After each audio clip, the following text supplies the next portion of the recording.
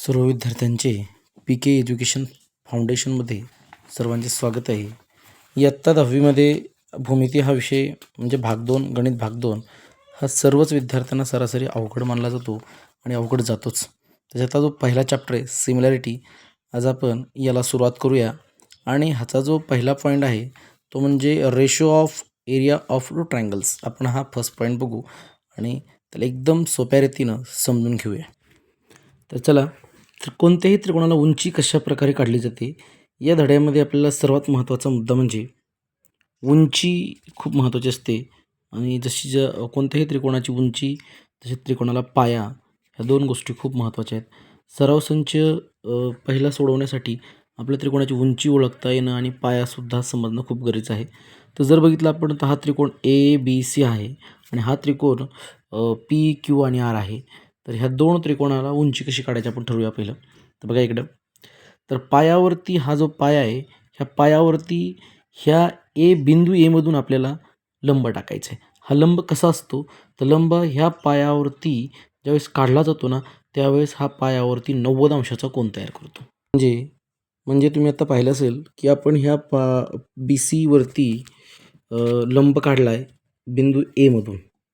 बिंदू ए, तर बिंदू ए मधून आपण काढलेला लंब BC वरती काढला आहे आणि तो इथं 90 अंशाचा कोन तयार करतोय. तसंच ह्या त्रिकोण PQR मध्ये सुद्धा आपण इथं लंब काढला आहे. हा जो लंब PS आहे हा QR वरती लंब आहे आणि इथं सुद्धा तो 90 अंशाचा कोन तयार करतोय. पण सर्वात महत्त्वाची अडचण म्हणजे अशा प्रकारचे जर त्रिकोण असतील तर अशा प्रकारच्या त्रिकोणाला उंची कशा प्रकारे काढली जाते. तर आपण सराव संच 1.1 मध्ये जर पाहिलं ना, तर आपल्याला खूप काही अडचणीच्या गोष्टी पाहायला मिळतात. अशा प्रकार त्रिकोण आल्यानंतर तो उंची कशी काढावी आणि कशा प्रकारे सोडवू हे समजत नाही आहे. तर येथे ह्या त्रिकोणाची उंची काढण्यासाठी आपला हा QR हा इकडं असं वाढवून घ्यावा लागणार आहे आणि मग त्या QR वरती आपण P बिंदूतून लंब टाकणार. हे पहा, मी हा QR अशा प्रकारे इकडे वाढवून घेतलेला आहे. आता मी ह्या P बिंदूतून ह्याच्यावरती लंब टाकणार आहे. लंब टाकताना एक गोष्ट मात्र ध्यानात ठेवायची की तो 90 अंशाचा कोन तयार करेल. पायावरती 90 अंशाचा कोन तयार केला पाहिजे. ओके, तर आता आपण आपल्या मूळ मुद्द्याकडे जाऊयात. तर इथेही तुम्ही दोन काढल्या आकृत्या पाहिल्या असतील, त्याच्यामध्ये सुद्धा लंब टाकलेत. हे लंब अपुरे आहेत. पुस्तकामध्ये आकृत्या ह्या परिपूर्ण दिल्या आहेत. इथं मात्र अपूर्ण मी काढल्यात. आता आपण त्याला पूर्ण करू. आता मी ए या बिंदूतून ह्या BC वर जो लंब टाकला आहे, इथं हा D बिंदू आहे आणि इथं S बिंदू आहे. म्हणजेच AD हा जो बिंदू आहे ना, ADचा हा, आता त्रिकोण ABCची उंची म्हणजे काय, ते AD आणि त्रिकोण PQRची उंची म्हणजे काय, PS. म्हणजे त्रिकोण ABC मध्ये BC तर हा पाया, इकडं QR हा ह्या त्रिकोणाचा पाया आणि ह्या ABCची उंची AD आणि ह्या PQRची उंची PS. ध्यानात आलं सर्वांच्या तुमच्या. तर इथे आपला उंची आणि पाया हा कळलेला आहे. म्हणून आपली इन ट्रायंगल ABC, म्हणजे तुम्ही ध्यानात आलं असेल, AD is the height and BC is the base. BC is the base. तर इन ट्रायंगल PQR मध्ये PS is the height and QR is the base. Okay, आता आपल्याला त्रिकोणाची उंची आणि त्रिकोणाचा पाया मिळाला आहे. तुम्हाला आता हे उंची आणि पाया आपण त्रिकोणाचा का शोधला, कारण तुम्ही जर इथे पाहिलं तर ratio of area of two triangles मुद्दाच हा आहे की दोन त्रिकोणाच्या क्षेत्रफळाचे गुणोत्तर. एक लक्ष द्या, या ओळीचा जर तुम्ही अर्थ जर काढला ना, दोन त्रिकोणाच्या क्षेत्रफळाचे गुणोत्तर. दोन क्षेत्रफळाचे गुणोत्तर म्हणजे तर आपल्या कुठल्याही त्रिकोणाचे क्षेत्रफळ जर काढायचं असेल तर आपल्याकडे हाईट पाहिजे, म्हणजे ही हाईट, आणि आपल्याकडे पाया पाहिजे, म्हणजे हा बेस म्हणजे पाया BC, आणि हाईट म्हणजे उंची AD. तर आपण पहिल्या त्रिकोणाचे आता क्षेत्रफळ काढून घेऊयात.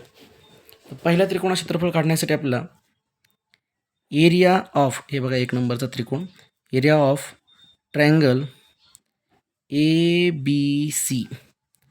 तर तुम्हाला माहिती कुठल्याही त्रिकोणाचं क्षेत्रफळ काढणं म्हणजे सूत्र असतं 1/2 गुणिले हाईट इंटू बेस. अशा प्रकारचा हा फॉर्म्युला आहे.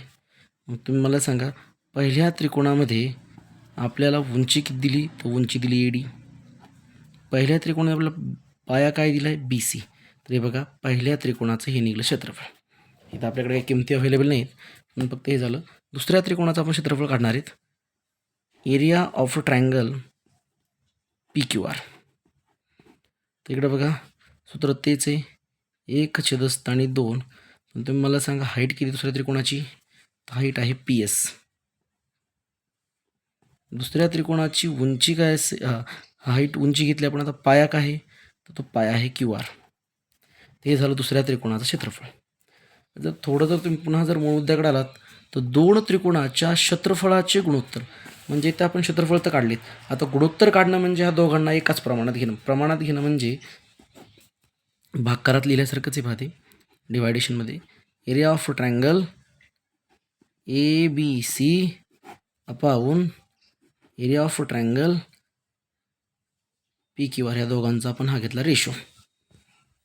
म्हणजे आपण जर इथं जर ह्या डाव्या बाजू जर घेतल्या तर पहा इकडे आपल्या इथं उजव्या बाजूसुद्धा घेणं गरजेचं आहे. 1/2 गुणिले AD, पहिल्या त्रिकोण क्षेत्रफळ आहे 1/2 गुणिले AD गुणिले BC. दुसऱ्या त्रिकोण क्षेत्रफळ काय आहे? 1/2 गुणिले PS गुणिले QR.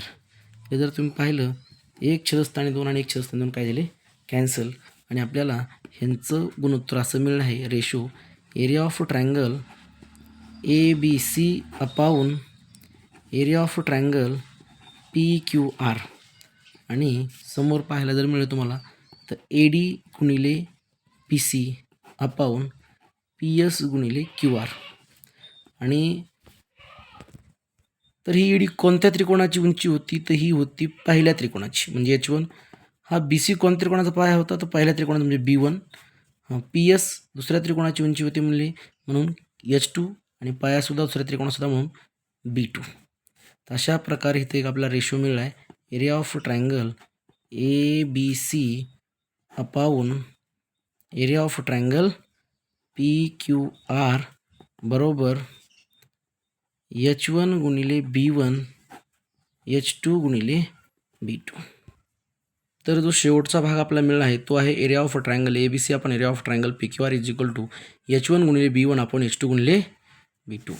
याचा मूळ भाग म्हणजे असा आहे की जेव्हा दोन त्रिकोणाची उंची ही समान नाही, तर तुम्ही जर पाहिलं तर ह्या त्रिकोणाची आणि ह्या त्रिकोणाची उंची काही इक्वल नाही आहे. तसं दोन त्रिकोणाचा पायासुद्धा समान नाही आहे.